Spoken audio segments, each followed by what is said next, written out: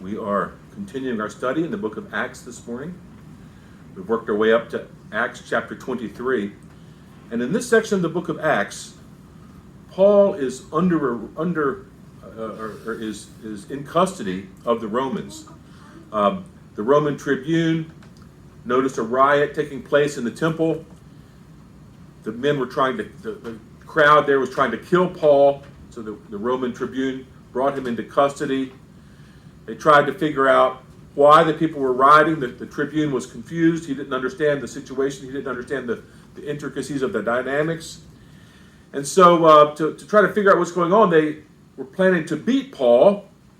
But when the Roman tribune found out that Paul was a Roman citizen, he suddenly became afraid because he had bound Paul. And this was a very serious situation, Paul being a Roman citizen, and the tribune being responsible for his safety and so on. So the captain, and as we ended verse 22, chapter 22 last week, on the morrow, because he would have known the certainty before he was accused of the Jews, the captain loosed him from his bands and commanded the chief priests and all their council to appear, and brought Paul down and set him before them. So the Roman tribune commanded, notice, the chief priests and all their councils to appear. So he convened a meeting of the Sanhedrin, probably early in the morning. This was probably a hastily arranged meeting, as we're going to see some possible indications of that. But during the night, Paul's accusers would have been busy. This would have been the Jews from Asia. The Jews from Asia weren't part of the Sanhedrin. The Jews from Asia were the ones who had brought the charges, and so they were probably making arrangements to have possibly false witnesses appear before Paul. They were rounding up their supporters in the Sanhedrin, preparing for this meeting. And the meeting comes off at daybreak. And we pick up here in chapter 23, verse 1. And Paul, earnestly beholding the council, said, Men and brethren, I have lived in all good conscience before God until this day. So Paul appears before the council, and notice he is earnestly beholding the council. So Paul was probably a member of the Sanhedrin at some point in his life, early 20 years earlier, when he was persecuting Christians. And so he may have known some people on the Sanhedrin, been friends with them perhaps at one point in his life. And he's making an appeal to them that he lived in all good conscience before God until this day. So Paul had a clear conscience. There was nothing bothering Paul's conscience. He loved God. He loved the Jewish brethren. He loved his fellow countrymen. And he was here ready to make an honest appeal. Now, just a word about the council that Paul was before. So this council was the Sanhedrin council. And in Numbers 11, the Lord said unto Moses, Gather me 70 men of the elders of Israel, and whom thou knowest to be elders of the people and officers over them, and bring them under the tabernacle of the congregation, that they may stand there with thee. So this is the kind of the framework, the foundation of the council, and there were 70 men plus the high priest. So there were 71 members on this council. They would have been appointed for life typically, who were on this council. They were the elders of Israel. They were looked up to by the people of Israel. And you would think that if there was any place in the world that you could get a fair trial, where you could be tried honestly and that people would be seeking the truth, this would be the place. 70 distinguished leaders of Israel, the elders of the nation there. You would think that, you could get an honest hearing at a place like this. And that's probably what Paul thought. But we will see that was naive thinking. The Sanhedrin itself, we'll see in a minute, was a divided body. So verse 2. So Paul says he has a clear conscience. And after Paul says that, and the high priest, Ananias, commanded them that stood by him to smite him on the mouth. This is shocking that Ananias, the high priest, would instruct either the bailiff or the sergeant at arms to strike Paul. Remember, in Acts 22, the chief captain, the Roman, was afraid. The Roman tribune was afraid to strike Paul.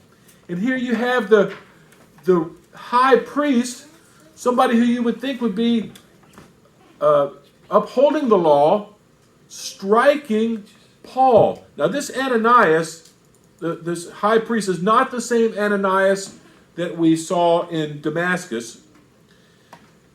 This Ananias, this high priest, was known to be a violent and had a reputation for corruption and violence, according to Josephus.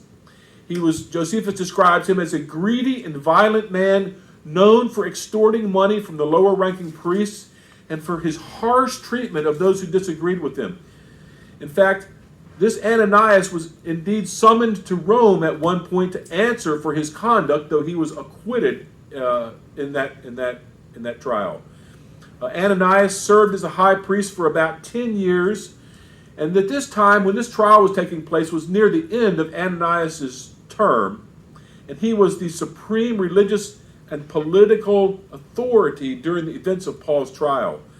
So Ananias instructs the sergeant at arms to strike Paul, and that word smite is a very strong, he hit him strongly. It wasn't just a light slap, it was a withering blow. And Paul responds to this in verse 3. Then Paul said to him, God shall smite thee, thou white-walled, for thou sittest to judge me after the law, and commandest me to be stricken contrary to the law. So here Paul basically pronounced a curse against Ananias, this greedy, corrupt official, and called him a whitewashed wall. So God shall smite thee, thou whitewashed wall. And in fact, it turns out that some 6 or 7 years after this event, that Ananias was killed in the Roman rebellion of 66, the first Jewish-Roman war. Ananias was hunted down and killed. As you can imagine, he wasn't popular with the people. And so when they had a chance to kill him, they did. They killed him. And Paul says that thou judged me after the law, thou sittest to judge me after the law, and commandest me to submit contrary to the law. So this is found in Deuteronomy 25, that only a man found guilty can be punished. If a controversy between men, and they shall come into judgment, these judges may judge him, they shall justify the righteous and condemn the wicked. And it shall be, if the wicked man be worthy to be beaten, that the judge shall cause him to lie down and to be beaten before his face, according to a certain number of stripes. So only those found to be guilty were to be beaten, and here Ananias was commanding Paul to be struck before being while he was before he had been tried. So the idea of this brings us to the idea of one being presumed innocent. And this idea of presumed innocence is one of the cornerstones of jurisprudence, not only in America but also in England. And this is found in the Bible. In Deuteronomy, one witness shall not rise up against a man for any iniquity, or for any sin, in that any sin that he sinneth at the mouth of 2 witnesses, or at the mouth of 3 witnesses shall the matter be established. So you're not to presume someone to be guilty first. It's to be established by witnesses. Now, it wasn't always the case. This wasn't always the case that people were tried by a jury. Before the 13th century, they had this concept of trial by ordeal. And what this meant is that if someone was suspected of crime, that they would subject this person to some type of ordeal, some type of dangerous, painful task. They would put their hand in boiling water and be asked to lift out a stone. They would have to hold a hot iron or some other type of ordeal. And the thinking was that if the outcome was successful, if they had a positive outcome, then the person was innocent. But if there was a negative outcome, if the person was harmed or injured, then obviously they were guilty. And this was abolished by the Catholic Church in 1215. They prohibited any clergy from participating in this kind of trial. And so this brought on a situation where they had to find a new means for determining innocence or guilt. And this is where the trial by jury really took hold in England and in the West. Moving on in Acts 23, and they that stood by said, revilest thou God's high priest? So they recognized that Paul had erred. Not that they didn't say anything to the high priest when he spoke out of turn, but they said to Paul that he had reviled God's high priest. And Paul replies, Paul then said, I wist not, brethren, that he was a high priest. For it is written that thou shalt not speak evil of the ruler of thy people. So Paul recognizes that he should not have done that. Now, the thing that comes to mind, the question that comes to mind here is, why didn't Paul recognize that Ananias was the high priest? What is happening here that Paul wasn't able to see that? And so there's quite a bit of speculation on why that is the case. Some think that perhaps because of Paul's poor eyesight, he wasn't able to make out Ananias. Perhaps he had been gone from Jerusalem so long he didn't know who Ananias was. It could have been that with this hasty trial, that they were not in their normal robes. They were not in their normal priestly robes, ceremonial robes, so Paul could identify who the leader was. It could have been that this was a sarcastic comment, that Paul was making sarcasm here in saying that he did not know he was a high priest because of his behavior, because he wasn't behaving like the high priest. But for whatever reason, Paul didn't recognize that he was a high priest, and Paul confessed that he said wrong, that thou shalt not speak evil of the ruler of thy people, which is found in Exodus 22. You are not to blaspheme God or curse a ruler of your people. Acts 23, verse 6, but when Paul perceived that one part were Sadducees and the other Pharisees, so Paul, not only did he not recognize a high priest, but it took him a while to recognize that the council was divided. That in attendance in this council, one part were the Sadducees and the others were the Pharisees. So again, another indication that it was either hastily arranged or somehow things were not clear. But the Sadducees were the ruling party. The Sadducees were the aristocracy. The people who had control of the temple. They were collaborating with the Roman authorities. And in fact, the reason that Ananias was high priest was probably because he was approved by Rome. He was handpicked, more than likely, by Rome to be the high priest because Rome wanted to keep control of the situation, and they didn't want a man who would oppose them in this position of authority. So the Sadducees were very conservative in their theology, and that they only believed in the first 5 books of the Bible. The Sadducees would be like the liberals today, denying the truth of Scripture. That's what it amounts to. They rejected all but the first 5 books of the Bible. They rejected the idea that there was a resurrection from the dead. They rejected the idea of angels and spirits. They rejected the idea of a future afterlife. The Sadducees were what we would today call liberals, liberal in their theology. Not all of the high priests were Sadducees, but because of the way the politics worked, it was very likely that the high priest was going to be a Sadducee. So Paul perceived that there was a division in the high council in verse 6, Acts 23:6, and Paul cried out in the council, "Men and brethren, I am a Pharisee, the son of a Pharisee, of the hope of the resurrection of the dead.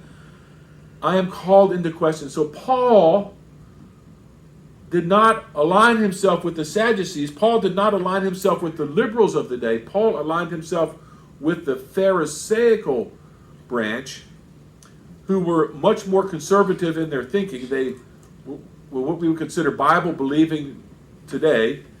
And the Pharisees, unlike the Sadducees, the Pharisees was a lay movement. Anyone could become a Pharisee. They were primarily scholars and teachers who focused on the interpretation of the law. Many Pharisees had day jobs. They worked a trade. The Pharisees were merchants or landowners. And on the other hand, a large number of the Pharisees pursued a professional career as a scribe, copying texts, acting as lawyers or teachers, earning money. This was a very respected profession. So the Pharisees today would have been like a pastor. People in the community would have recognized a Pharisee. They would have given deference to the Pharisee. It would have been recognized that they would live a pious life. And so in the community, they would have been generally looked up to. And this was very distinct from the Sadducees. The Sadducees were generally looked down upon. The Sadducees were seen as in a position of taking advantage of people, where the Pharisees were much more well received by the multitude in general. 23 verse 7. So Paul cried out that he was a Pharisee, and when he had said so, there arose a great dissension between the Pharisees and the Sadducees. So Paul very deftly put his finger on the one issue that was most likely to cause an uproar. He wanted to do that. Paul intended to do that. It was a masterstroke. For the Sadducees say that there is no resurrection, Luke tells us, verse 8, neither angel nor spirit, but the Pharisees confess both. And so, verse 9, there arose a great cry, and the scribes that were of the Pharisees' part arose and strove, saying, we find no evil in this man, but if a spirit or angel has spoken to him, let us not fight against God. So the Pharisees, the sect of the Pharisees, was predisposed to take Paul's side in this argument. And they did. They agreed with Paul and they supported Paul. And the Sadducees, of course, took the other side, the way it always happens. Verse 10, and when there arose a great dissension, the chief captain, fearing lest Paul should have been pulled in pieces in front of them, commanded the soldiers to go down and take him by force from among them and to bring him into the castle. And so the tribune, recognizing that the situation was dangerous, the tribune, having responsibility for Paul's safety, Paul being a Roman citizen, took that responsibility very, very seriously, as we're going to see. Told the soldiers, go down and get him out of there. Anything could happen in a big chaotic situation like that. They didn't want any, quote, accidents to happen to Paul, and so the soldiers intervened. They took Paul back to the castle, back into protective custody. Now, very, very fascinating. And the night following, the Lord stood by him, that's Paul. So the Lord stood by Paul and said, be of good cheer, Paul, for as thou hast testified of me in Jerusalem, so thou must bear witness also in Rome. So what a great encouragement that Jesus appears to Paul in protective custody to encourage him with these great words. So So the fact that the Lord stood by him or stood with him, this is the idea of offering support, encouragement, being there. The Lord was there. You've talked about somebody being there for somebody. The Lord was there for Paul in this moment of trial. Paul must have been feeling discouraged, perhaps worn down at the hostilities aimed against him. And the Lord is here to encourage you. And this is what the Lord says: be of good cheer. So this be of good cheer is more than just cheer up. The idea means take courage, or don't be afraid. You're reassuring Paul that he has nothing to fear from his current circumstances. Jesus, remember in Matthew 28, promised his disciples, Matthew 28:8, after he says to teaching them to obey everything I've commanded you, Jesus says this, and remember, I am with you each and every day until the end of the age. So Christ is here with us, and in Paul's case, Christ appeared to Paul and gave him those encouraging words. And he said that Paul must bear witness also at Rome. So God had a plan for Paul. This wasn't the end. Nothing was gonna happen to him until he had fulfilled the purpose that God had for him. And God had planned for Paul to bear witness. And God has a plan for us. We are in discouraging circumstances and situations. Be of good cheer. Take heart. God has more work for us to do. Do the next thing. And in Paul's case, the next thing was to bear witness at Rome. And notice that Paul was a witness to the Lord. The Lord chose to use men to witness his name to people. To share people, that people should know the Lord through someone's witness. This idea of be of good cheer occurs 5 times. Each time it's spoken by Christ. Christ said, be of good cheer to the paralytic son in Matthew 9. Christ told the woman with the 12-year issue of blood to be of good cheer. Jesus told the frightened disciples on the Sea of Galilee, be of good cheer, it is I, do not be afraid, Matthew 14. Jesus told his disciples the night before the crucifixion, in the world you will have tribulation, and then Jesus says, be of good cheer, I have overcome the world in John 16. And then here in Acts, Jesus tells Paul, be of good cheer, so thou must bear witness also at Rome. Verse 12, and when it was day, that is the next day, certain of the Jews banded together and bound themselves under a curse, saying, they would neither eat or drink till they had killed Paul. So here we have an example of what Paul describes in Romans 10 of zeal. Where Paul says in Romans 10:2, for I can testify on their behalf that they have a zeal for God, but it is not in keeping with full knowledge. So their zeal for God, in their zeal for God, they lack knowledge. And so they are, verse 3, they are ignorant of the righteousness that comes from God. They are trying to establish their own, and they have not submitted to God's means to obtain righteousness. So this sums up these Jews who bound themselves under a curse to kill Paul. Something, by the way, that was highly illegal. First of all, you're not supposed to murder. This was premeditated murder. This was against Jewish law. This was against Roman law. So these men were committing a crime here. Verse 13 tells us that there were more than 40 conspirators in this plot. And look at this astonishing verse 14. And they came to the chief priests and to the elders and said, we have bound ourselves under a great curse, and we will eat nothing until we have slain Paul. So this chief priests and the elders, this is the Sanhedrin. This is the people that they're talking to. These are the people who are complicit in these crimes, in this illegal activity. Basically, this Sanhedrin, who were supposed to be the law, had total disregard for the law. The plot was highly illegal, and they were involving the chief priests. And the chief priests and the elders, this would have been the attendants of the high priest. This would have been the counselors to the high priest.